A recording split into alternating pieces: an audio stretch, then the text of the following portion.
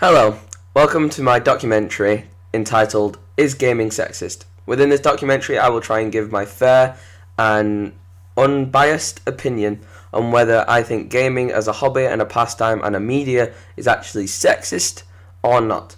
Now, there's a few debates, and I will look at both sides of the argument. Being a pro-feminist male such as myself, I thought it'd be a refreshing interpretation on the content. Now, I'm going to be displaying a few different titles spanning over a few different years. Currently, the first one we're talking about is Call of Duty World War II, which is, I think, the 2017 Call of Duty release, as they release one every year.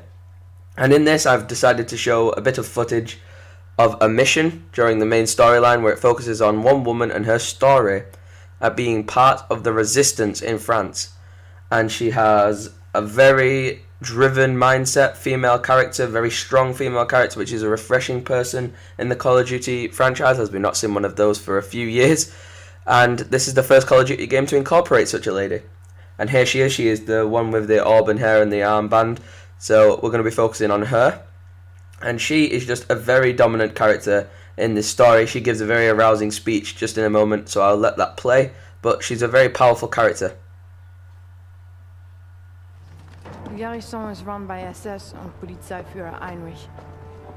And he couldn't find me. Came for my parents. And my husband. And finally, my son. Tonight, everything we've lost, everything we fought for, will mean something. Tonight, we take back our city.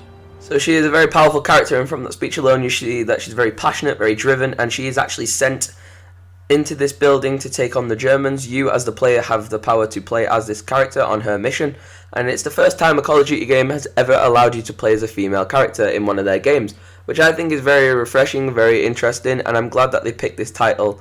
And I'm just so disappointed that it took them this many years and this many Call of Duty games to be released in order for us to play as our first ever female character, as I do think female gamers especially will see her as a very powerful character. I enjoy playing this mission as her. She's very intelligent, very enthusiastic, and a very, very fantastic experience it was to do this mission as this new eyes and this new person. Now, this clip is very graphic, so I apologise, but watching your son flail as he drowned under my boot gave me the greatest pleasure of all.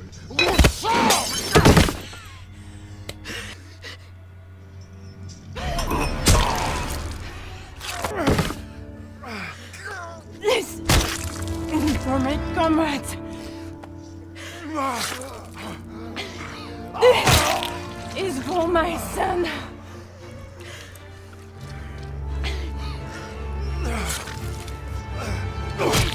Is for me. Vive la résistance. so yeah, in that clip we do witness her do a very brutal kill, which is something that we're not swayed by in the Call of Duty industry, but it was very important to me to see that they allowed a female character to do such a scene, and I thought that was very powerful. Ghost Recon Wildlands, and in this game you play as a military militia, I do believe that's the correct term, and I'm just showing you a little bit of a customization character scenario here where you get to create your own characters that you play as. You design a group of 4 characters that you can swap between and help you on your missions, and there was actually a new feature added to the game upon release, which was, I don't think in the original concept for it, but they decided to add it in last minute, and it was the option to turn your full team of men into females. As you can see, the creations tab lets you change from a male to a female, and the game does not change. I've played both this game and Call of Duty. I've played it for a long time, and Call of Duty didn't change being a woman, and this game didn't change my experience playing as a female the second time through. I played it all as all men, and then all as women, and then I did a mix between the two, which is also a new feature. But I just thought it was very interesting, and I don't think it's a bad option to have in the game. I thought it was a very good option. Fortnite is obviously the populist one at the minute, free to play, and it does vary in different skins, as they call them, different outfits you can get for the females. Some of them are a bit comical, and I think it mocks women a little bit.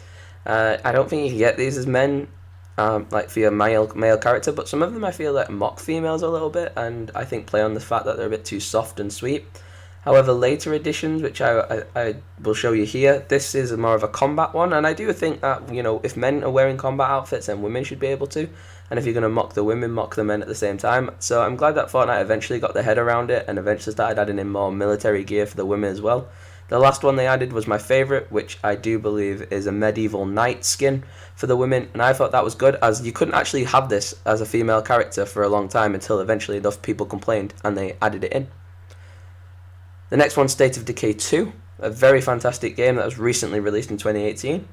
And State of Decay 2 is pretty much a zombie apocalypse survival game where you have to play as either a man or a woman, or you can play as both and build a community of mixed genders or solidly one gender. And the women in this game can just kill as many zombies as the men can. They are no strangers to the combat, and I think it works a lot better. The dialogue is fantastic. It shows you the different characters you can play as, and it shows you the different people you can pick. There's different scenarios if you're a different agenda, but you still carry the same amount, still run just as fast, still punch just as hard, still shoot just as good. And I like games that do that. I like games that include the men and the women variety and also have no differences, no like negatives of being one gender to the other. I feel like it's a fair way to balance the gender out, and I think it provides good content for female players. This one was on the top of a female players list of 2018. She really enjoyed playing this game with a boyfriend, as you can do mixed gendered options, and you can also do solidly one gender, and just mix and match. So yeah, very good game. Now the king of controversy, GTA 5, Grand Theft Auto 5, which was released in 2013. And this game that was released in 2013 did cause a monster amount of controversy, as this game includes in the trailer so many different characters, so many different things. A lot of these characters are referred to as a gaming jargon known as NPC, which means a non-playable character, and they're females and males equally. And of course they have the excuse it's set in America, it's meant to be Los Angeles, but they call it LS for non-copyright purposes. And it shows you the main protagonist in the trailer there. He's called Michael. There's two of the main protagonists, Trevor and Franklin.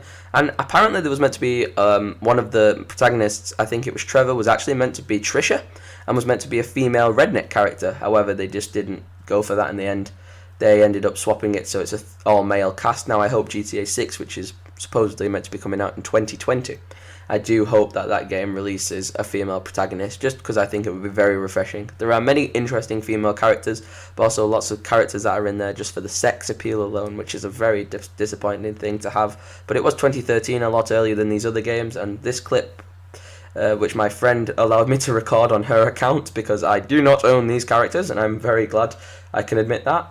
GTA 5, when first creating your own criminal character to play as, the men got suits and ties, and the women, as you can see, got very exceedingly short skirts. Now, there's no problem with these outfits. I'm sure there's plenty of women that want to wear these outfits. However, just as a male looking at this, it feels to me as if why they're all tight, why they're all short, why they're all purposely meant to be there explicitly. And I don't understand it. It's meant to be a game about being a criminal. I don't see any criminals on the news running around in lingerie Victoria's Secrets doing bank robberies.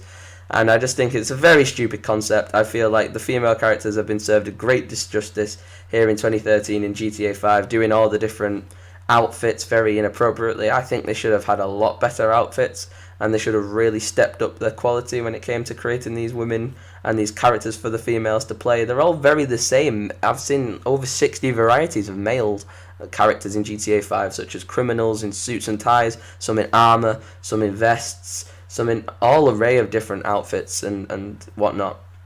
And I just think like the women have been served a great disjustice with the hair as well, so girly and flamboyant, and they can't have it as if you wanted to play it like that, then fair enough, but if you want to be a serious female gamer, like the friend who applied me this content, she was really angry that they'd not added this new content in. And I think out of this entire session of footage we managed to compile together, all the swimwear and everything is very, very revealing and explicit. However, I think this one in the cardigan is the one who wears the most clothes in the entire clip I managed to collect. And I tried every outfit. I was here for hours searching through the women's wardrobe and doing all the different outfits, and I just thought it was horrendous. Now this is where you play GTA 5 online. You can play as a female character. This character here, Lamar, he's in it, and this interaction is different if you're a man than if you're a woman.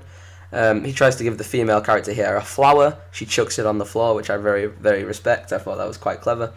But he's just a standard stereotype of a black gangster type of America, and African American in the American culture, and I think that's Rockstar, which is the company behind Grand Theft Auto. Their biggest excuse is, oh, it's meant to be a stereotype, a caricature, so we can have a laugh at real life society. And I get that, I understand that, but when he's got characters like this with a female character, you've got to think maybe he should have re-scripted things. He does a lot of passes to her. He mentions a derogative term there, which is in the subtitles, and the female character reacts angrily to that, which I thought was clever.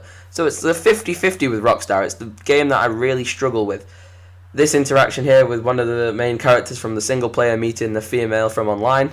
He has a very angry interaction with her. She's going around being very powerful and achieving a lot of success, taking away from this man's business.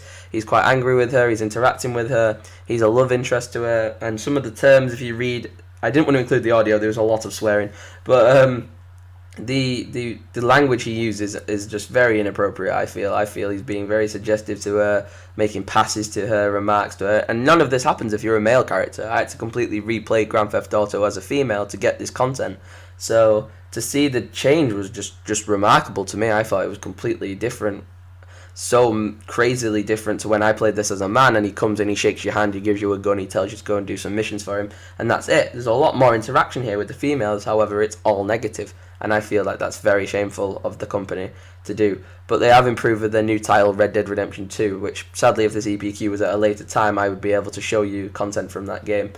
However, it's not released yet, so I can't, sadly. But yeah, again, doing the outfits for the women in GTA 5, the military pants that she's wearing currently is just a late last minute 2017 edition compared to the 2013 tight look, like low cut tops, scandally clad outfits and whatnot. It took the company absolutely ages to get on par with what they needed to be creating for females, what sort of items and whatnot they should be wearing, and it was just ridiculous. I thought it was stupid. They should have had it in from the minute the game was released in 2013. It shouldn't have taken them this many years, and I understand the outrage of a lot of female gamers who said, I feel like my outfits are scantily clad, I feel people are looking at my character in a certain way and making me feel like a certain way, but they had no other option. They tried putting the most, advanced and more coverable items of clothing on, but it just wasn't working for them at all. It was just the outrage of female gamers on Twitter, on Instagram, on YouTube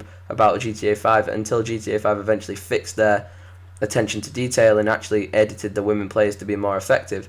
I just thought it was stupid. I really just disagreed with it, and I'm so happy now that they've made bigger footsteps in the better direction of feminism. They're applying female characters to the new release that they're releasing at the end of October, and they're just adding so much more content in for the women now, and I think it's rightly so deserved, but I just feel it's outrageous it took them this long, and I'm glad female gamers are now feeling fairly represented, especially in the more up-to-date titles such as State of Decay and Ghost Recon and whatnot, where you can play the game entirely as females and it just doesn't affect your game in the slightest, and not in any negative way does it affect your game.